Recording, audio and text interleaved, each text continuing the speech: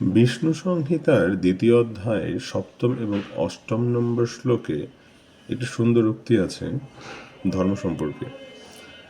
উক্তিটি হচ্ছে, ক্ষমা সত্যম দমঃ শৌচম দানম ইন্দ্রিয় সংযমঃ অহিংসা গুরু শুশ্রূষা তীর্থ অনুসরণম দয়া অরিজবম লোভ শূন্যত্বং দেব ব্রাহ্মণ পূজনম অনভ্যসুঃ চ তথা ধর্ম সমন্বচ্যতে।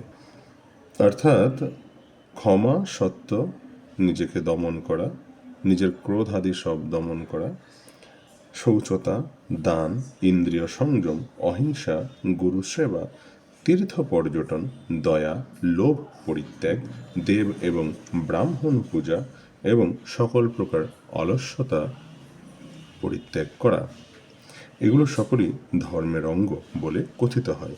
এবং প্রত্যেক বর্ণ মাত্রই, অর্থাৎ চতুর্বর্ণের মধ্যে যে কেউ হোক না কেন, ব্রাহ্মণ, ক্ষত্রিয়, বৈশ্য, শূদ্র, যে কোনো বর্ণেরই হোক না কেন, তাদের অবশ্যই এই ধর্মের অঙ্গগুলো প্রতিপালন করা কর্তব্য।